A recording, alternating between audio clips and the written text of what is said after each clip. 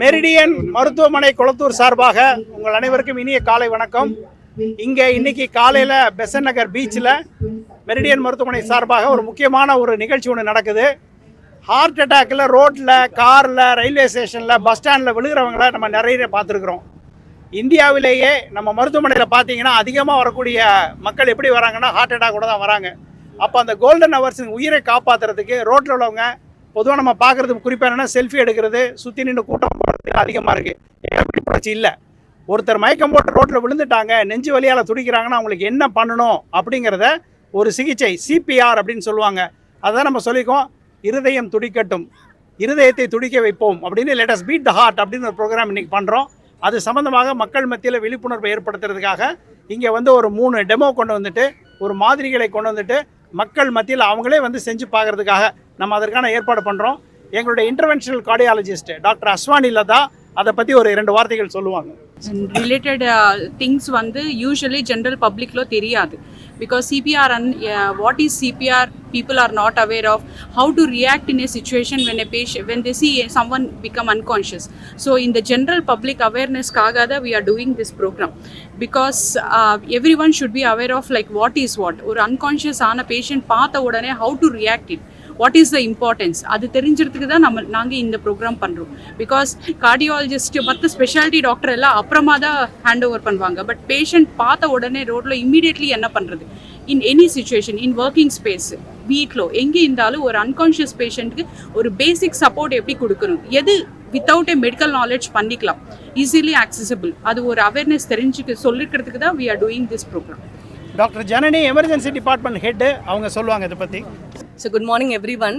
The CPR awareness program we are conducting because the early CPR nala the chances of survival is very high. That is the reason we want everyone, each and everyone to concentrate on this learning process. இந்த CPR பண்றதன் மூலமாக, CPR உயிர் காக்கும் சிகிச்சை முறை, இந்த CPR பண்றது மூலமாக நம்ம கூட பிறந்தவங்களோ இல்ல நம்மளோட பெற்றோரை யாராவது ஒருத்தர் இந்த மாதிரி சுயநினைவு இல்லாமல் போகும்போது நம்ம இந்த CPR பண்ணுறதுனால அவங்களோட உயிரை காக்கிறதுக்கான opportunity we will get, and it is we should be responsible for that. And இது CPR is not just a medical procedure, இது வந்து it links us all. So as being a medical professional, we all empowered to teach this to everyone, and we act as a link to do this, and one compression at a time can save a life. And that is the reason Meridian Hospital has taken this opportunity to teach everyone in learning this process of CPR. Thank you. Doctor Sanjeev வந்து திடீர்னு ஒரு கீழே விழுந்து வாயெல்லாம் ரத்தமாக இருக்கு, அவங்களுக்கு CPR பண்ண முடியுமா அப்படிங்கிற பற்றி எக்ஸ்பிளைன் பண்ணுவார். CPR actually anybody can do, and for anyone we can do. யார் இருந்தாலுமே ஒரு சடனாக இருதய செயலிழப்பாயிடுச்சு, கான்ஷியஸ்னஸ் இல்லாமல் இருக்காங்கன்னா நம்ம பதட்டப்பட வேண்டாம் ஃபஸ்ட்டு. ஸோ நம்ம கிட்ட போயிட்டு ஜஸ்ட் செக் பண்ணிவிட்டு அவங்க உண்மையிலே வந்து எது செயலிழப்பால் சுயநினைவு இல்லாமல் இருக்காங்களான்னு செக் பண்ணிவிட்டு நம்ம ஸ்டார்ட் பண்ணி கான்ஃபிடன்ஸ் கொடுக்கறத வந்து இந்த ட்ரைனிங் ப்ரோக்ராமு. அதர்வைஸ் இது எல்லாருக்குமே பண்ணலாம். ஒன்றும் இல்லை, எல்லா சேஃப்டியும் மட்டும் என்ஷூர் பண்ணிவிட்டு ரோட்டில் எங்கேனாலும் பண்ணக்கூடிய ஒரு ஈஸியான ப்ரொசீஜர் இது, but life saving procedure. So அதுக்காக தான் இது ரொம்ப இம்பார்ட்டன்ஸ் கொடுக்கணும்னு நாங்கள் டீமாக வந்து இதை ப்ரொசீட் பண்ணிட்டு இருக்கோம்.